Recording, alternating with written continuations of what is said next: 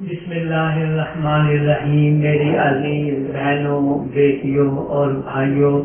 آج میں جو بات آپ کو سنانا چاہتا ہوں وہ ہے میٹھی بات کرنا، نرم بات کرنا، پیار سے بات کرنا۔ اگلا یہ سمجھے کہ واقعتاً میری عظمت، میری قدر، میری محبت ان کے اندر موجود ہے۔ میں ایک قرآن کا حوالہ دیتا ہوں۔ جب حضرت موسیٰ علیہ السلام اور حضرت ہارون علیہ السلام کو فرعون کے دربار کے اندر رب العالمین بھیج رہے ہیں تو نصیحت یہ فرما رہے ہیں فَقُولَا لَهُ قَوْلًا لَيِّنًا،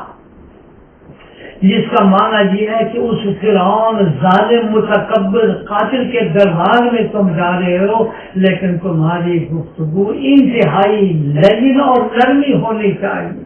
آپ ذرا تصور کریں کہ فرعون سے بڑھ کر کوئی ظالم کوئی نہیں، اور حضرت موسیٰ جیسے پیغمبر کو اللہ نصیحت فرما رہے ہیں کہ تم نے اس کے بعد ساتھ بات بھی بڑی نرمی سے،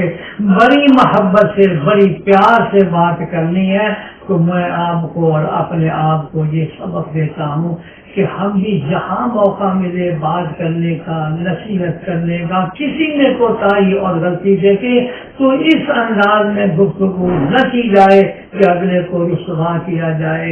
ذلیل کیا جائے، بلکہ انتہائی محبت و پیار کے ساتھ۔ حتیٰ کہ میں آج یہ بھی عرض کروں گا اپنے تمام قارئین، ناظرین اور سامعین کو کہ اپنے گھر اور اپنے بچے اور بچیوں کو بھی اگر نصیحت کرنی ہو تو انتہائی نرمی کے ساتھ، محبت کے ساتھ، پیار کے ساتھ آپ نے گفتگو کرنی ہے، تاکہ ان بچوں کے دلوں میں بھی یہ بات آئے کہ ہمارے ابا جان ہمیں ڈانٹ نہیں رہے ہیں، ہمیں غصہ نہیں کر رہے ہیں، طبیعت کے اندر وہ انتہائی نرمی اور پیار و محبت سے ہمیں سمجھا رہے ہیں۔ میرے ناظرین و سامعین، تجربہ کر کے دیکھ لیجئے، اگر آپ نے اپنی گفتگو میں نرمی اور پیار و محبت کر کے اپنے گھر والوں سے اور بچوں سے بات کی ہے، وہ دل و دماغ کے اندر اثر کرے گی اور اس کا بہت نفع ہوگا۔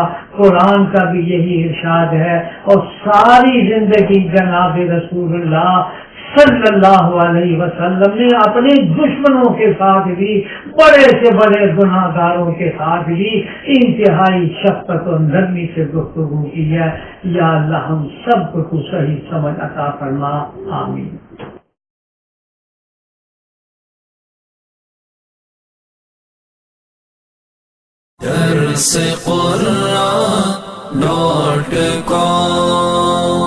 www.darsequran.com